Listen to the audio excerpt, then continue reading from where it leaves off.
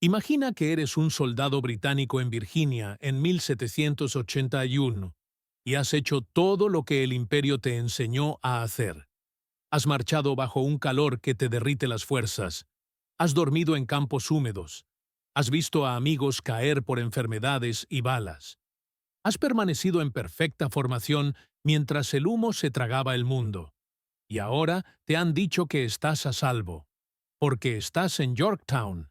Tienes trincheras, tienes fortificaciones de tierra, tienes cañones, tienes la armada más poderosa del planeta Tierra, allá afuera, más allá del horizonte. Así que aquí está la afirmación impactante que parece casi insultante hasta que ves el mapa. Los británicos no perdieron realmente Yorktown ante el ejército de Washington. Lo perdieron por un arma, que nunca llevó un mosquete, nunca marchó con un abrigo rojo y apenas peleó en tierra. Lo perdieron en el momento en que el mar dejó de obedecerles. Porque Yorktown no es realmente la historia de un solo campo de batalla. Es la historia de una puerta que Cornwallis creía que siempre estaría abierta. Una puerta llamada Chesapeake. Y una vez que esa puerta se cerró de golpe, Yorktown dejó de ser una fortaleza. Era una trampa con paredes hechas de agua, tiempo y cansancio. La mayoría de la gente recuerda Yorktown como la última gran batalla de la Revolución Americana.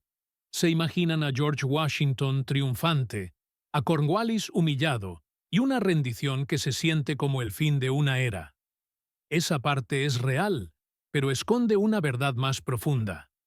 Yorktown es el momento en que la guerra deja de ser una lucha de coraje para convertirse en una lucha de sistemas. ¿Quién puede mover a los hombres más rápido?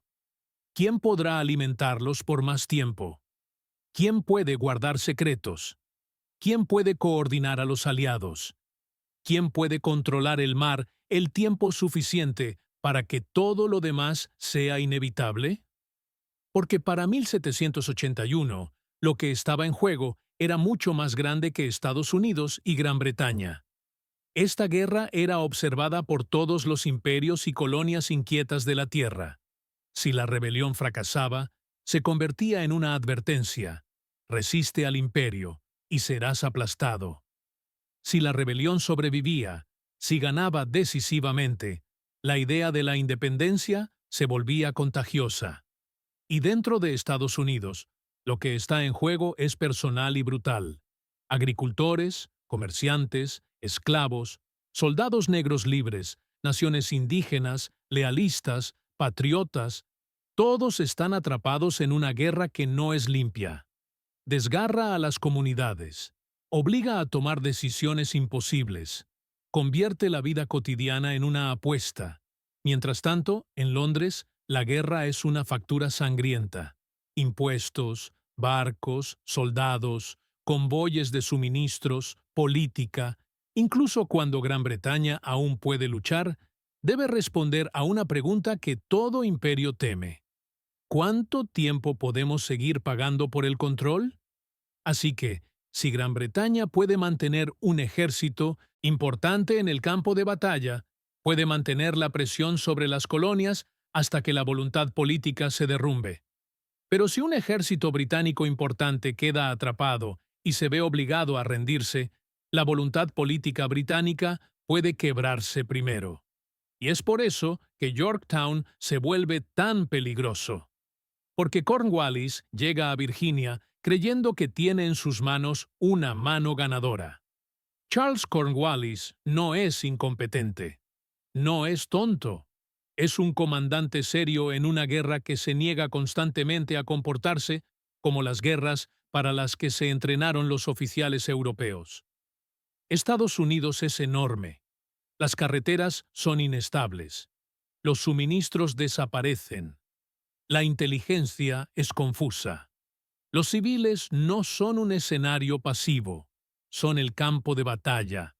En la campaña del sur, Cornwallis lucha con fiereza, persigue a las fuerzas estadounidenses, intenta debilitar su capacidad de mantener a los ejércitos en el campo de batalla y avanza por un paisaje donde cada kilómetro cuesta sangre y resistencia. Su ejército está cansado, pero disciplinado. Sus oficiales tienen experiencia. Sus hombres saben luchar. Entonces, la estrategia se desplaza hacia la costa. Cornwallis recibe instrucciones que lo impulsan a establecer una posición defendible, conectada con el apoyo naval. Y en teoría, eso tiene todo el sentido. La mayor fortaleza de Gran Bretaña es su armada.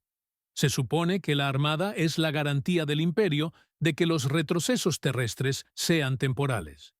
Así que Cornwallis elige Yorktown, en una península entre ríos, con acceso a la bahía de Chesapeake. La fortifica. Trincheras, reductos, baterías de cañones. Hace que Yorktown sea más difícil de asaltar directamente. Y ahora viene el primer mito que debemos desmentir. Cornwallis no espera que los estadounidenses lo venzan en una sola batalla limpia. Espera que, si lo intentan, sufrirán. Espera que, si lo rodean, pueda resistir hasta que la armada lo rescate. Esa expectativa es el pilar oculto bajo cada pala de tierra que arrojan sus hombres. Es la creencia de que el mar siempre será británico. ¿Pero qué pasa si no lo es? Ahí es donde Francia entra en esta historia de una manera que la mayoría de la gente no aprecia plenamente.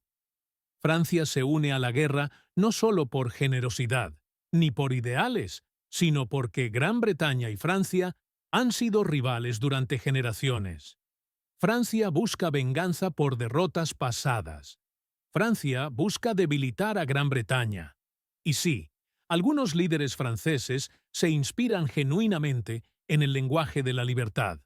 En la historia, el interés nacional y los ideales suelen ir de la mano. Pero el significado práctico de la participación francesa es simple. Francia puede disputar el poder naval británico. No en todas partes, no para siempre, pero el tiempo suficiente, en el momento oportuno, para romper la suposición más importante de Gran Bretaña. Y Washington tiene la paciencia suficiente para esperar ese momento. Ahora, imaginemos el mapa de la guerra en 1781. Los británicos aún ocupan Nueva York. Washington ha pasado años enfrentándose a los británicos allí, observando, indagando, fracasando, aprendiendo. Nueva York es un símbolo poderoso. Al tomarla, se libra del control británico. Pero Washington también comprende algo dolorosamente bien.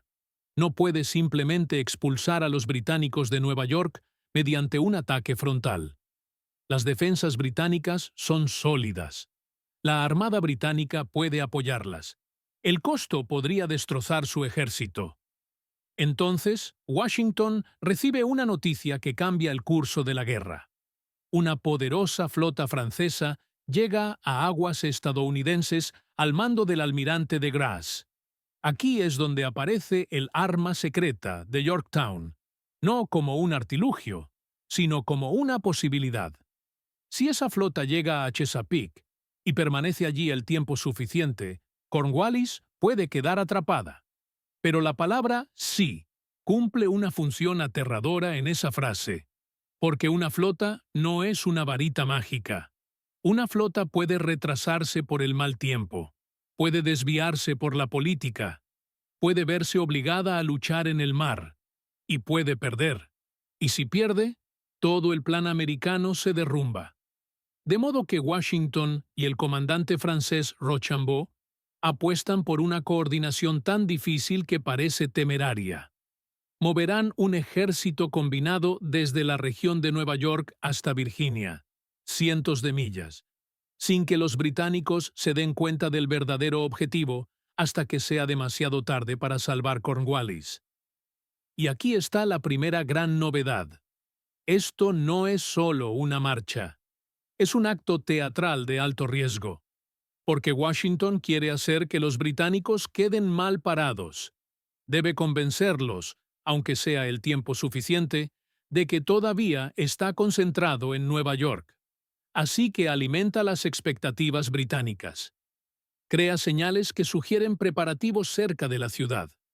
Permite que ciertos rumores se propaguen. Se comporta como un hombre obsesionado con el premio más obvio, porque eso es lo que los británicos ya creen. Esta es la genialidad del engaño en la guerra.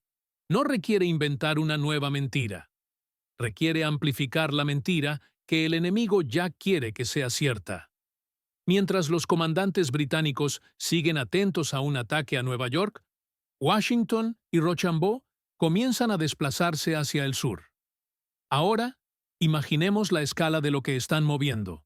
Miles de soldados, piezas de artillería, carros, pólvora, alimentos, herramientas, caballos, suministros médicos, oficiales coordinando rutas, autoridades locales organizando apoyo, puentes, ríos, barro y calor. Todos los días, los hombres necesitan comer. Todos los días, el equipo se rompe. Todos los días, alguien se enferma. Todos los días, hay que mantener el orden. Y todo esto debe suceder lo suficientemente rápido para que Cornwallis no pueda simplemente empacar e irse. Aquí es donde se desvanece un segundo mito. Las guerras no se ganan solo con la brillantez en el campo de batalla. Se ganan con la logística, con la capacidad de mover una máquina viviente a través de la distancia sin que se derrumbe. A medida que el ejército aliado avanza, los británicos empiezan a presentir algo. Llegan informes, se detectan movimientos, pero la guerra produce ruido. Es difícil saber qué importa. Y Washington no necesita un secretismo absoluto. Solo necesita que la certeza británica llegue demasiado tarde. Así es. Los aliados ya están en camino, y la flota francesa ya se está acercando a Chesapeake. Ahora nos alejamos hacia el agua, porque es en el mar donde se hace visible el arma secreta. El almirante de Grasse se acerca con una poderosa flota. Buques de línea, los pesados buques de guerra construidos para combatir a otras flotas. No son pequeñas lanchas patrulleras, son fortalezas flotantes con docenas de cañones cada una, diseñadas para dominar las rutas marítimas y controlar los puertos. Cuando esa flota se posiciona en Chesapeake, se convierte en algo más que un arma. Se convierte en una esclusa, y Gran Bretaña no puede ignorar la colocación de un candado en una puerta que asumió que siempre estaba abierta. Una flota británica zarpa para destruirla, comandada por el almirante Thomas Graves. Este es el momento que la mayoría de la gente no imagina cuando piensa en Yorktown. Y, sin embargo, es uno de los momentos más decisivos de toda la Revolución Americana. Porque si la flota británica se abre paso en la bahía, Cornwallis podría abastecerse y posiblemente evacuarse. La trampa se abre. La marcha de Washington corre el riesgo de convertirse en un esfuerzo brillante pero inútil. El 5 de septiembre de 1781, las flotas se encuentran cerca del Cabo de Virginia. Los cañones rugen en el agua. El humo se espesa. Los barcos sufren daños. Las jarcias se rompen. Los mástiles se astillan. Los hombres mueren no solo por balas de cañón, sino también por madera que sale volando, fragmentos de hierro y estructuras que se derrumban. La batalla naval es especialmente aterradora porque tu mundo es una plataforma de madera. Si se rompe, no hay dónde correr. Ahora viene la parte que desmiente el mito. La batalla de Chesapeake no se recuerda por sus dramáticos hundimientos. Se recuerda porque decidió el control de la bahía. En el momento de la batalla, la flota francesa tenía más navíos de línea en combate, comúnmente citados como 24, mientras que la británica tenía 19. El combate fue intenso y costoso. Ambos bandos sufrieron daños. Pero tras el combate, los franceses mantuvieron el control de Chesapeake. Los británicos se retiran para reagruparse y repararse.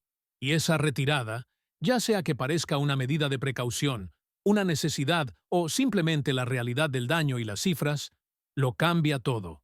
Porque Cornwallis ahora está aislada. No es fácil reabastecerse. No hay refuerzo fácil. No hay evacuación limpia. Yorktown se convierte en un contenedor, y ahora llega el ejército aliado para apretar el cerco. Finales de septiembre. Washington y Rochambeau llegan con una fuerza combinada, aproximadamente 16,000 hombres, contando a estadounidenses y franceses juntos, mientras que Cornwallis cuenta con unos 7,000 en Yorktown y sus alrededores. Las cifras importan, pero no lo son todo. La cuestión más importante es que Cornwallis no puede irse. Si Yorktown es una jaula, el ejército aliado es el muro en tierra y la flota francesa es la puerta cerrada en el agua. Ahora Washington se enfrenta a una decisión que revela cuán maduro se ha vuelto su mando. Podría intentar un asalto directo a las fortificaciones británicas. Sería dramático. Sería heroico. También sería una masacre. En lugar de ello, elige el método que da resultados cuando se tiene tiempo y artillería. Un asedio formal. Y aquí viene otro giro en la retención. Una vez que comienza el asedio, la guerra se convierte en ingeniería. Los aliados comienzan cavando las primeras trincheras paralelas. Trincheras que corren aproximadamente, paralelas a las defensas británicas, ubicadas de tal manera que los soldados y las tripulaciones de artillería puedan operar con cierta protección. Este trabajo se realiza principalmente de noche, silenciosamente, con rapidez. Los hombres excavan la tierra dura con herramientas que parecen demasiado pequeñas para la tarea. Cargan cestas de tierra, construyen parapetos, moldean la tierra para convertirla en un arma. Es un trabajo agotador y peligroso, ya que los cañones británicos disparan si detectan actividad. Pero el trabajo en las trincheras es como una marea lenta. No se detiene, sigue acercándose. Una vez establecido el primer paralelo, los aliados comienzan a trasladar la artillería a su posición. Esto es una pesadilla logística en sí misma. Los cañones son pesados, los morteros son pesados, los obuses son pesados. Moverse por terreno irregular requiere equipos, cuerdas, palancas y paciencia. Y cada movimiento debe estar protegido, porque un disparo británico bien colocado podría destruir un cañón o matar a una dotación antes de que dispare.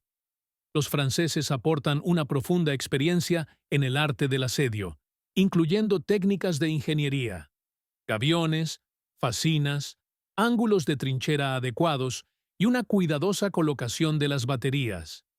Estos no son detalles glamurosos, pero determinan si un asedio avanza con eficacia o se desangra.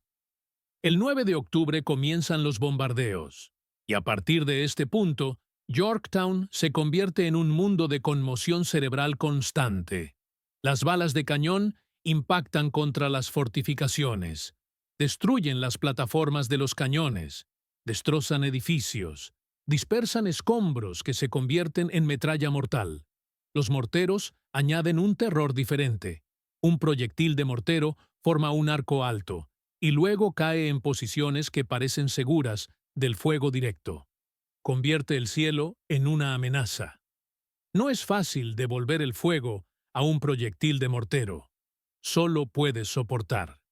Si quieres entender por qué los asedios desbaratan ejércitos, imagina intentar dormir mientras las explosiones nunca cesan del todo. Imagina intentar comer mientras los heridos llenan tu espacio. Imagina intentar sentir esperanza mientras la línea de trincheras enemiga está cada día más cerca que ayer. He aquí una verdad que desmiente mitos.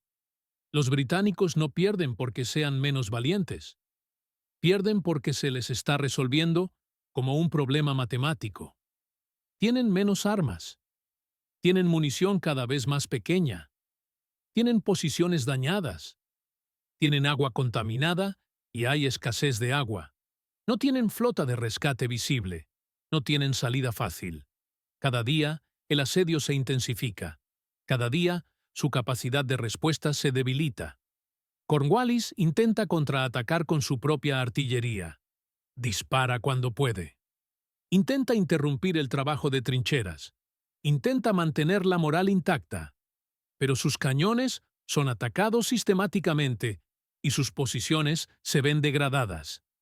Esto es lo que hace la artillería de asedio coordinada.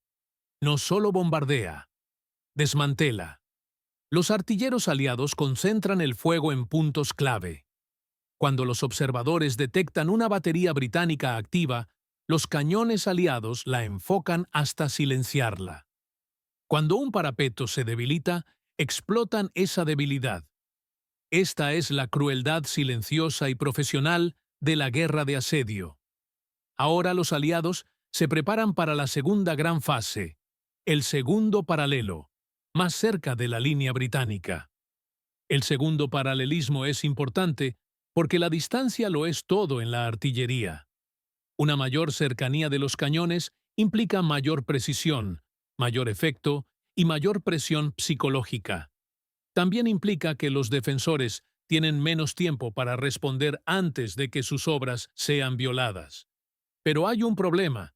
Dos fortificaciones británicas se interponen en el camino. Redoubt 9 y Redoubt 10. Estos reductos son pequeñas fortificaciones situadas fuera de la línea principal británica y pueden barrer la zona donde debe construirse el segundo paralelo. Si permanecen en manos británicas, las trincheras aliadas cerca de la línea se vuelven mucho más peligrosas. Entonces, los aliados deciden que hay que tomar esos reductos. Y aquí es donde Yorktown vuelve de la ingeniería a la violencia humana. En la noche del 14 de octubre se lanzan asaltos simultáneos. El reducto 10 es atacado por tropas estadounidenses al mando del teniente coronel Alexander Hamilton. El reducto 9 es atacado por tropas francesas. El plan prioriza la velocidad y el impacto, disparos mínimos, si es posible, y un fuerte uso de las bayonetas.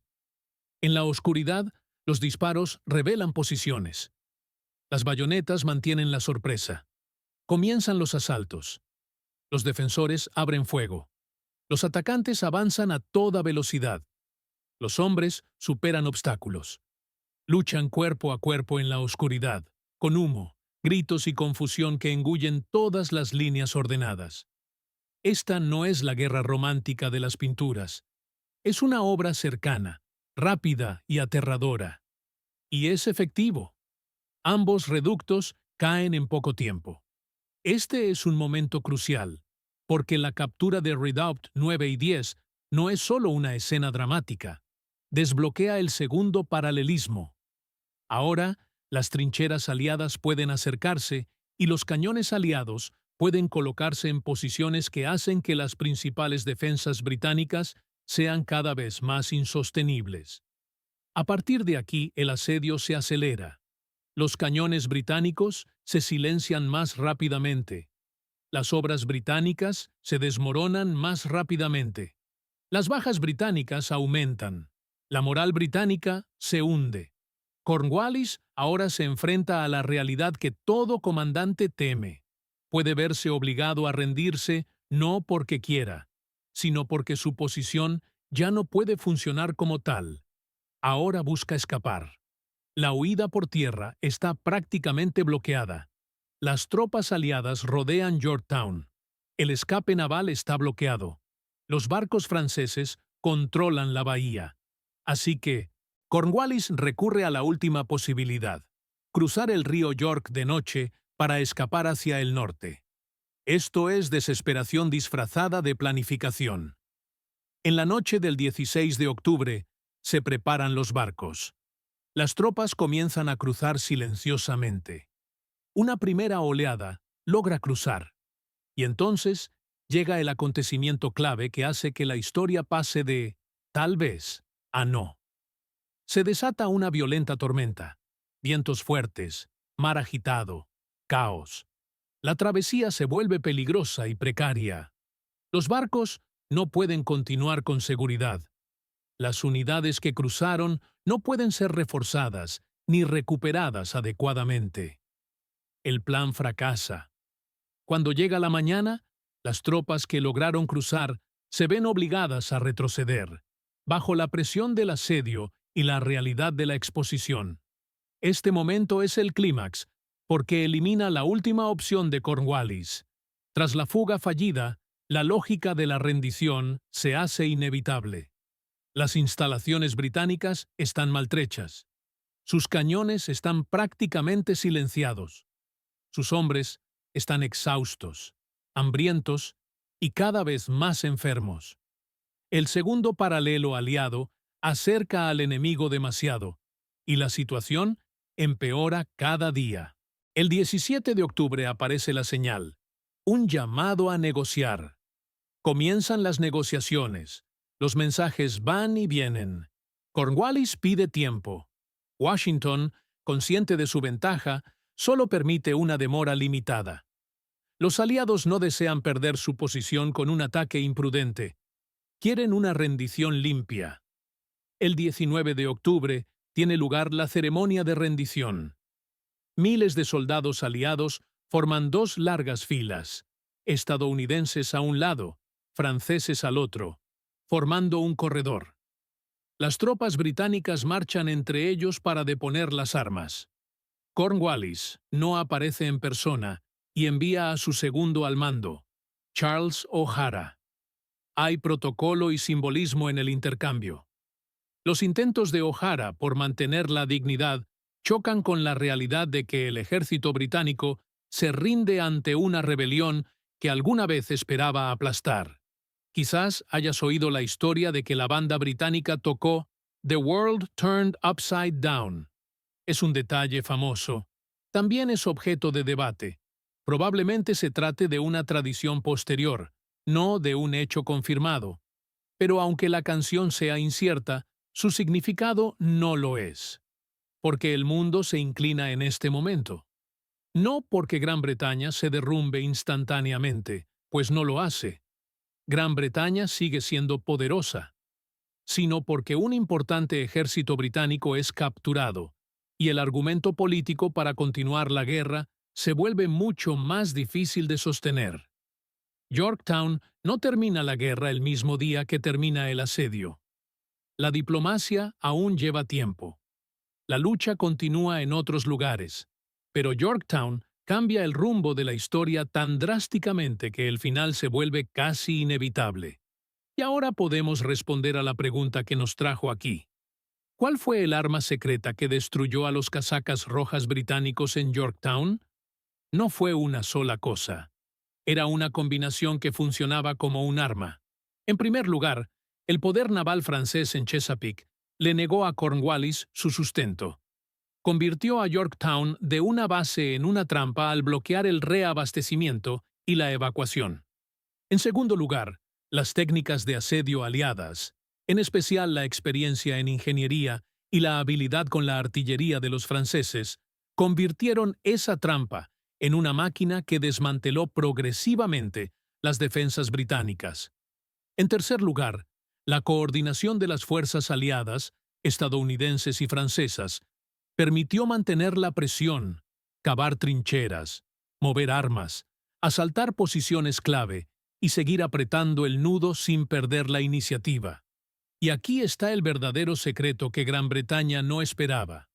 No que Francia tuviera barcos, no que Francia tuviera artillería, sino que estos elementos llegarían juntos al punto decisivo, sincronizados con el engaño y la marcha de Washington, concentrados contra un comandante que había anclado todo su plan en el acceso naval. Yorktown es lo que sucede cuando las suposiciones se convierten en cadenas.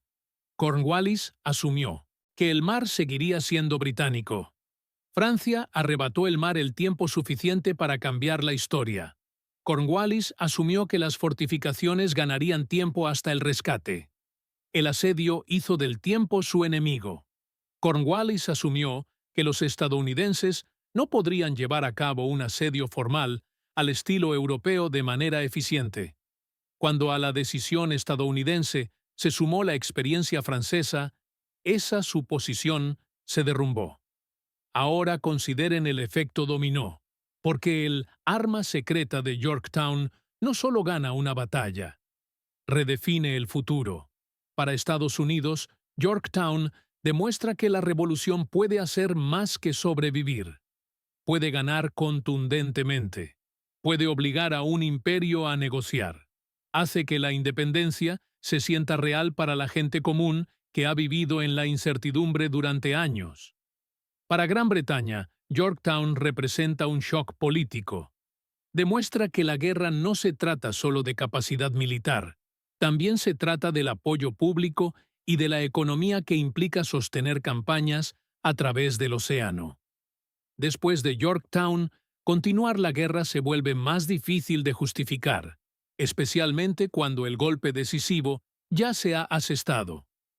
Para Francia, Yorktown representa un triunfo estratégico contra Gran Bretaña, pero también conlleva costos.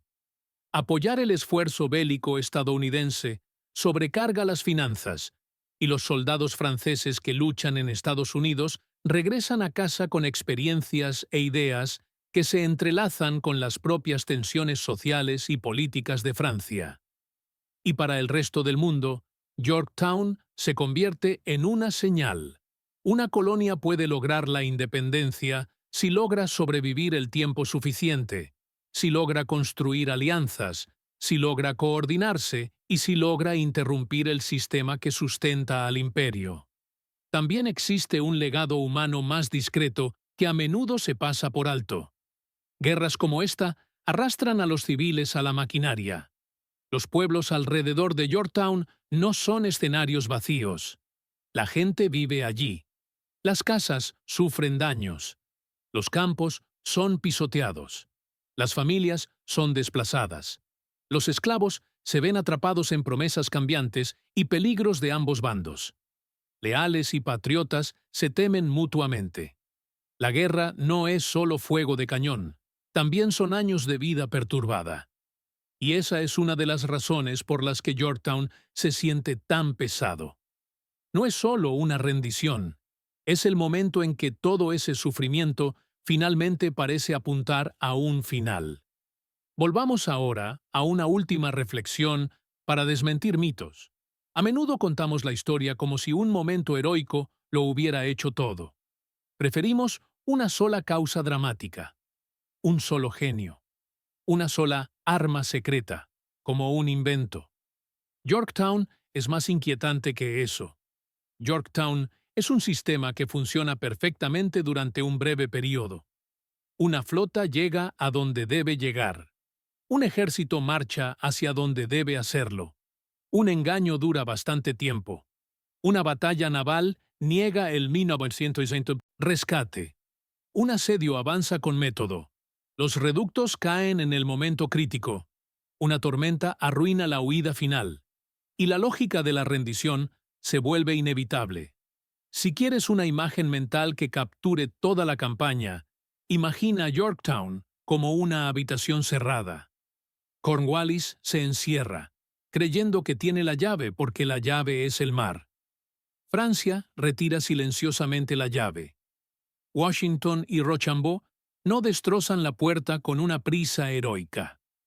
Retiran las paredes, pieza por pieza, hasta que la habitación se vuelve inhabitable.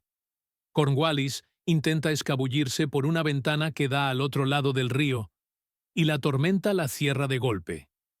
Por eso, cuando la gente pregunta ¿qué arma destruyó a los casacas rojas en Yorktown?, la respuesta es simple e incómoda. El arma era la alianza. El arma fue la coordinación. El arma era el control naval, convirtiendo la geografía en una prisión. El arma era la técnica de asedio que convirtió esa prisión en una rendición. Y quizás la lección más importante sea la más serena. Las guerras no siempre se deciden por quién es más valiente en una sola hora. A menudo se deciden por quién puede seguir avanzando, seguir alimentándose, seguir coordinando y mantener la presión sobre el enemigo hasta que se agoten sus opciones.